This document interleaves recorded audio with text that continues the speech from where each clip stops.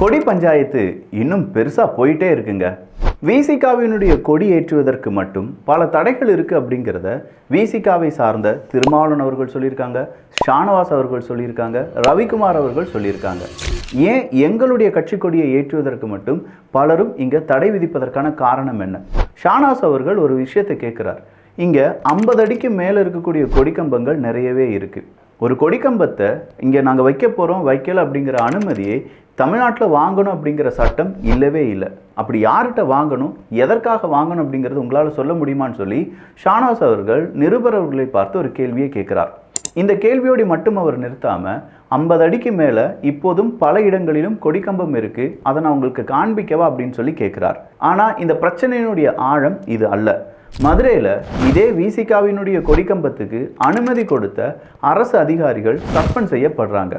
அந்த அரசு அதிகாரிகளை நீங்க ஏன் சஸ்பெண்ட் செஞ்சீங்க அப்படின்னு சொல்லி 1000க்கும் அதிகமான அரசு ஊழியர்கள் போராட்டத்தில் ஈடுபடுறாங்க.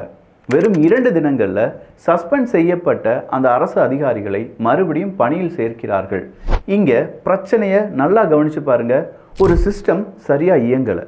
அந்த சிஸ்டத்தை நேரடியாக கட்டுப்பாட்டில் கொண்டு வரக்கூடிய சில அரசு அதிகாரிகள் ஏதோ ஒரு காரணத்திற்காக குறிப்பிட்ட சில அரசு அதிகாரிகளை பழி வாங்குறாங்க.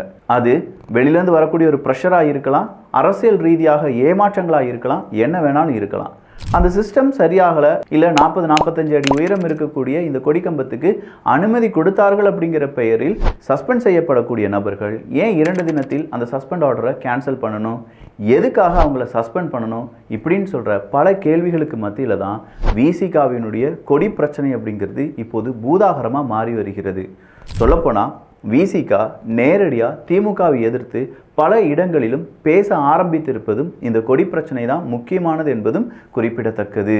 ஸோ இதே மாதிரியான பிரச்சனை மறுபடியும் வரும் பட்சத்தில் இங்கிருந்து போனாரே ஒருத்தர், அதாங்க 6 மாதம் சஸ்பெண்டில் இருக்காரு ஆதவ் அர்ஜுனா அவர்கள் சொன்ன மாதிரி ஆட்சியிலும் பங்கு அதிகாரத்திலும் பங்கு அப்படிங்கிறது மன்னராட்சியில் இல்லாமல் போய்விடும்.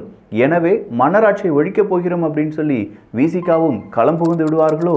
நீங்கள் என்ன நினைக்கிறீங்க இதை பற்றி?